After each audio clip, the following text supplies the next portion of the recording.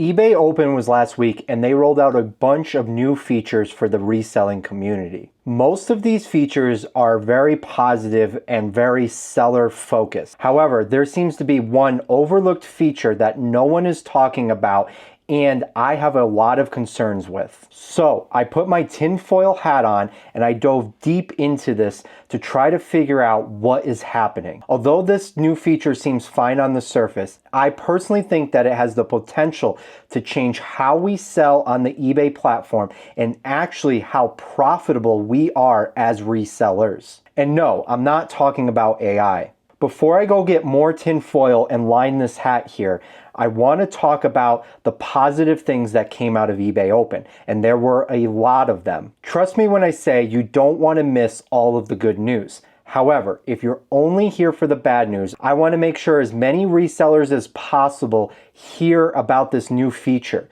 So if you're only here for the bad news, skip to this part of the video. Now, if you watched any of eBay Open, you know that AI was a huge talking point for everyone at the conference. Like seriously, the CEO probably said the word AI 20 times in his opening speech during eBay Open. I personally do think that AI is going to change a lot of things and a lot of things for the better. It's going to change the way we resell and the way we have to run our businesses. I think it will eventually make things better. However, right now, it's not changing a whole lot. And in fact, there was no AI news that was groundbreaking that was released during eBay Open.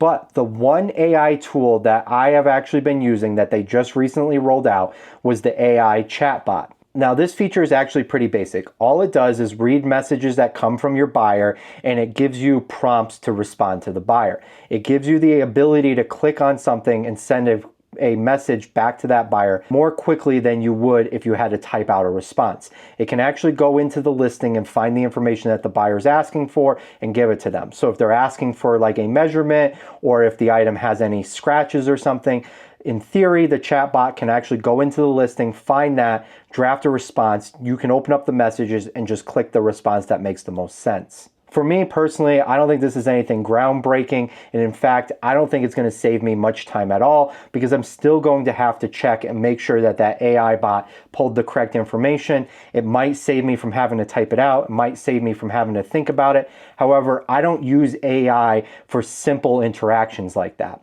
I do currently use ChatGPT to respond to messages on eBay. However, it's for complex issues that I need a certain tone for.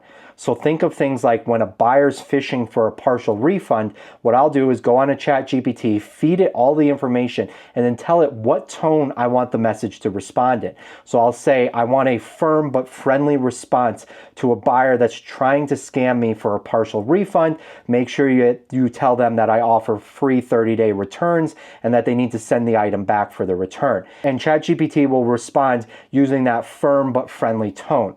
This chatbot can't be commanded like this, so it's not great for complex issues like this. And for answering simple things like how big an item is or what size an item is, it's a lot quicker for me just to type out the word large or 32-inch inseam rather than having to click on this chatbot and then going and checking on it and making sure it's giving the correct information. However, the one thing I am actually excited for in the messages is the fact that offers are now linked into the messages. In fact, I've actually used this a few times and it's been super handy. In the past, I would get a message from a buyer that would say something like, what's your lowest price? And I'd always get frustrated and I would think, well, what's your highest price? Like, send me an offer. Well, now I can actually see if the buyer has sent me these offers. I don't have to go into the item and look at the offers received.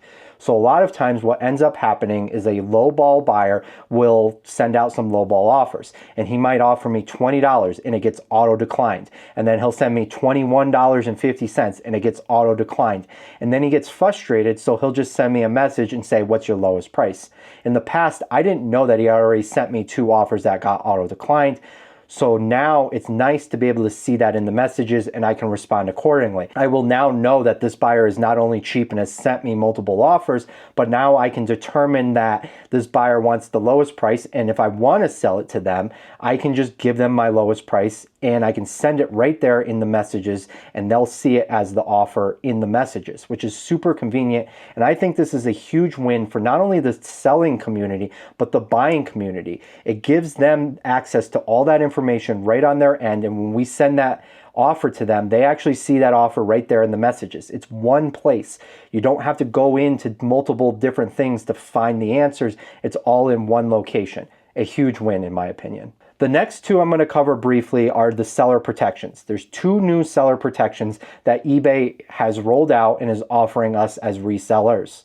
But before I go in and break down these two, I want to show you guys something. Look at this. Only 25% of you guys are subscribed to this channel. If you don't want to miss future content, be sure to hit that like and subscribe button.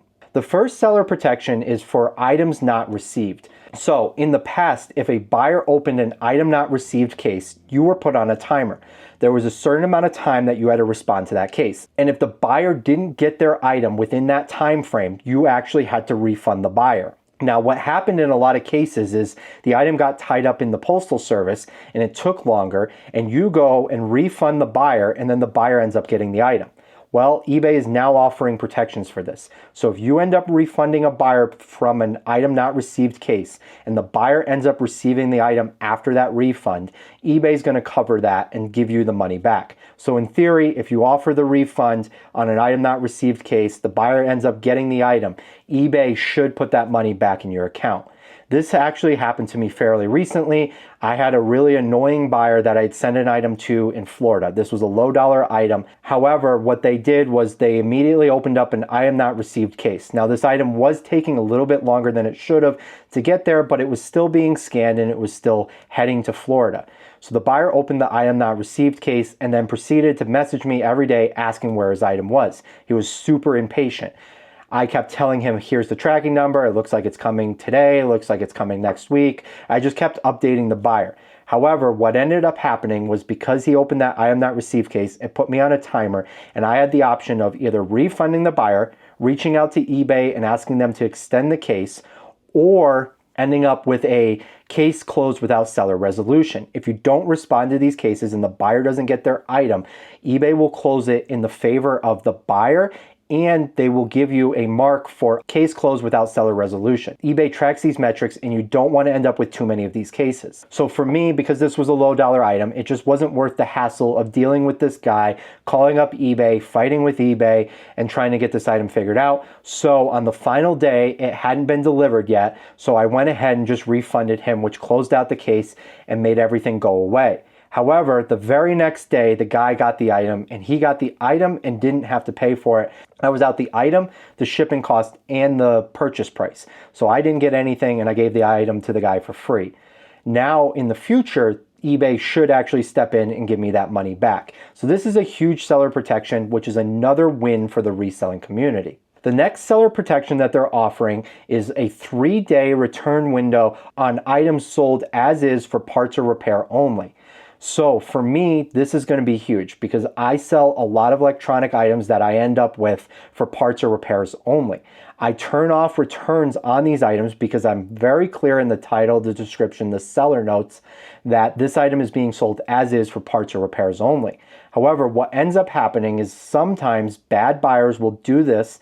They'll buy it, they'll try to test it, they'll try to repair it, and when they can't, they'll open up an iNAD saying that the color of the item was off or saying whatever, and they'll open it 29 days later and send that item back. A lot of times they've broken it further, a lot of times they've removed parts from it, a lot of times they're just committing fraud. And there's nothing you can do. Just because I say no returns on these items doesn't mean anything. If the buyer opens up an iNAD, eBay is going to force me to accept that return. And this has been happening for a while. But now moving forward, eBay has said that they're only going to allow 3 days for this. So this means that when I have returns turned off and I sell an item as is for parts or repair only, the buyer gets the item. They only have 3 days to say, oh, the color is wrong or this item isn't as described. And eBay said that they're going to make this more difficult for the buyer, and the buyer's going to have to describe and give more evidence than the generic, the color is wrong or the item doesn't work. So this is a huge win, and I see this saving me a few returns every year moving forward. because a lot of times, like I said, the buyer's going to get that item and they're going to want to mess with it. They're going to want to try to fix it.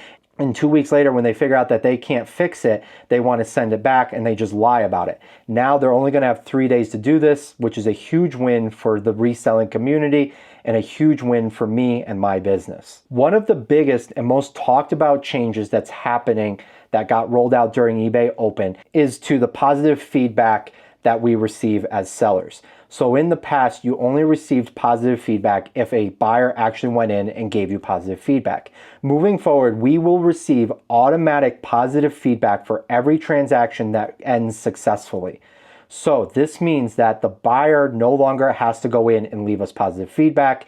After 7 days, if the buyer hasn't left us positive feedback and the transaction was successful, in eBay's eyes, this means that the item was delivered on time and the buyer didn't have any complaints. As long as those two things are true, then eBay is going to leave us positive feedback. This is a huge win, and this is going to help eliminate some of those negative feedbacks. When we get negative feedback, we always like to try to get as much positive feedback to help bring our score up and to help hide that negative feedback on our store. The more positive feedback we can get above it, the lower that goes. Most people don't scroll through all the feedback to find that one negative one. This is going to help us bury negative feedback much quicker, and it's a super fair way for us to actually get positive feedback when buyers didn't have a problem and when the item was delivered on time. We did everything correctly and the buyer just didn't bother to leave us feedback. This is actually going to change some things for me moving forward. I personally don't think I'm going to ask buyers for feedback anymore. I was always sending a thank you note in my boxes and bags saying, hey, please leave me positive feedback. I'll do the same for you. For me now, I don't even want to mention feedback to buyers anymore. There's no need for me to do it. If they don't do it in 7 days, eBay's just going to give me positive feedback anyways. So why even ask the buyer for it? It does me no good. I'm going to focus on asking the buyer for something else instead of focusing on feedback. Now, before I cover this new feature that eBay rolled out that I think is trying to gather our personal information and our personal business data, I want to take a minute and give you guys something for free.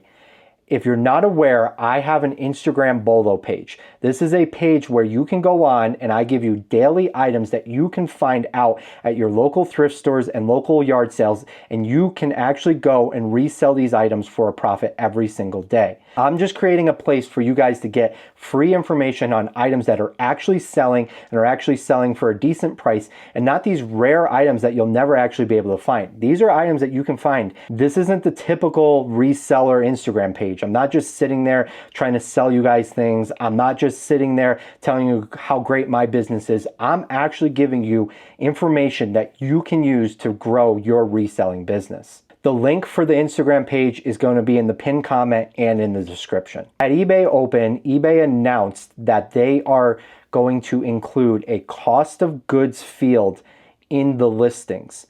So if you're not aware of what this means, it means that there's going to be a place when you're creating your listing that you can put how much you paid for your item.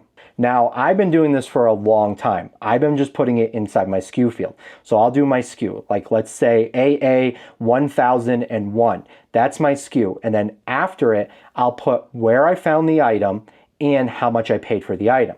So an example might be YS1, which means yard sale $1. Or it could be SLC GW 5, which means Salt Lake City Goodwill $5. I do this because I like to know how much I paid for the item and where the item came from. This helps me when I scroll through my solds so I can see where these items that are selling are coming from. Are most of my items coming from one part of the city? Are most of my items coming from yard sales? Is there one particular store that I'm finding good items at? And that's where I refocus my efforts. And then I like to know how much I spent on the item, because when I'm receiving offers, then I can do the quick calculation to see how much profit I'm going to make. Now, to be clear, this isn't bookkeeping. I don't keep my books this way. I work with a CPA and I have QuickBooks and I do all my tracking for taxes through that means. So in my SKU where I've been putting my cost of goods, that's just an estimate. That's just a number I throw in there to give me an idea. There's typically a time gap between the time I buy the item and the time that I go and list the item. So when I'm doing that, I'm just doing my best guess. I paid $1 or $2 at a yard sale, whatever it is, to just give me a range. If I spent more, $20, $30, $50, $100 on an item, I want to know that. So I put it in the SKU field, but it doesn't have to be exact because that's not how I'm doing my accounting. So you might be thinking a cost of goods field sounds amazing. Like, what am I complaining about? And yeah, I am actually excited that they have added that feature. And I think it's a great feature. And I think everyone should be tracking their cost of goods, whether it's through QuickBooks, whether it's through a spreadsheet, or whether it's through this new eBay field. However, there's one major concern with this. eBay is gathering everyone's information. eBay is a billion-dollar company, and anytime eBay does something, I'm always asking myself, why are they doing this? So with the seller protections, I think they're doing this because they want more sellers on the platform, or they want to keep sellers on the platform. We as resellers have more platforms to choose from than ever. There's so many platforms that we can resell our items on, and eBay wants to remain competitive. So they're rolling out more seller protections. Now, yes, they might increase fees with this in the future, but who knows? So for me, for that one, I can actually describe why I think they're doing that. However, for cost of goods field, why would eBay do this? They have been asked to do this for a long time. Resellers have been asking for this feature for a long time. And this billion-dollar company surely could have rolled it out way sooner than this. So why are they making such a big deal out of this? Why did they announce it at eBay Open? And why are they wanting us to put in cost of goods anyways? Well, the fact is our information is worth money. Like, companies literally just mine our data and then sell it off to other companies. However, I don't think eBay's doing that. They want that information because they don't know how profitable we are. As the reselling community, eBay has no idea how much money we're actually making. They don't know whether we made 10 cents on that transaction or we made $10,000 on that transaction. They can only account for the sales price of the item and the fees and the shipping. That's the only three things that they have. Now moving forward, if they know our cost of goods, they can actually determine how profitable we are as resellers. Me personally, I don't think a billion-dollar company is just putting in a cost of goods field and is doing nothing with that information. They're not just putting that in there and then going to ignore how much we've been paying for our items. But if you think they are, ask yourself a few questions before you ever go and use that cost of goods field. Do you really want eBay, a billion-dollar company, to know the exact amount of money that you spent on an item you sold on their website? What is eBay going to do with this information in the future? If they know we have an 80% profit margin, do you think they're going to squeeze sellers a little bit harder? Will eBay increase fees if they know we can afford it? If they know that we're only spending $1 on an item and selling it for $100, do you think that they're going to adjust their fees accordingly? Will eBay give this information to other people, including the IRS? Now, like I said, I track my books in QuickBooks. That's where I do all my tax accounting. That's where my exact numbers are. However, like I said, sometimes when I'm listing items, I'm just guessing. I'm just like, yeah, I spent $1, I spent $5, I spent $3, whatever it is. It's just an estimate, so I have an idea when I'm sending and accepting offers. However, what if eBay starts giving that information out to other places? What if eBay wants to roll out some kind of accounting software? Who knows? If they start being able to understand how much we spend on items, they can make business decisions based on that. So, is eBay going to use this information moving forward? Well, they're a billion-dollar company. Do you think they're just doing this for fun? Do you think they're going to gather all of this information and know exactly how profitable we are as resellers and not make any business decisions based on that? Do I think if you put $1 in and sell an item for $100 that they're going to raise your fees tomorrow? No, I don't. Do I think that they're going to raise the fees all the way up to the very last penny that they can get out of us? No, I don't. But do I think they want to know how profitable we are as resellers? Yes, I do. And do I think that they're going to make business decisions based on that? Yes, I do. Do I think that they're going to make ad placements based on that? Yeah, I do.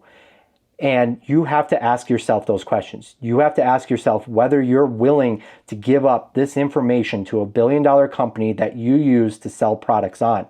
Now, eBay has all of our personal information and knows a lot about us, and that's fine. However, this is the last critical piece that we as resellers have been holding on to. And if we just give it up out of convenience, because it's just as convenient to put it in the SKU field. Make no mistake about it. There's no advantage to putting it in this field. However, for eBay, they don't want to have to dig through SKU fields and try to figure out how to read each of these SKUs. It's a lot easier if there's a cost of goods field. They know exactly that means that I spent $5 on this item that I sold on their platform for $50, and they only got 12% of those fees and maybe a $10 promoted ad fee. And they're like, you know what? He can actually afford more. Let's see if we can get him to buy more promoted ads. Let's target this guy because he's super profitable. I want eBay to be on the edge and guessing every single time whether they can increase ads and still keep sellers on their platform. Now, yes, they're still going to have to remain competitive with other marketplaces. If eBay skyrocketed their fees to 90%, everyone would just move to another platform. So it's not going to happen overnight. They could release that information publicly and say, hey, the average seller on our platform spends $4 on the item. They sell the item on average for $50. We on average collect $12 out of that transaction. That's leaving $30-something out on the table. How can we get more of that pie? This is a serious problem, and I hope that the reselling community really thinks before they go on and give eBay their cost of goods. If you've enjoyed this video, I think you're going to love this one. So go ahead and give it a click.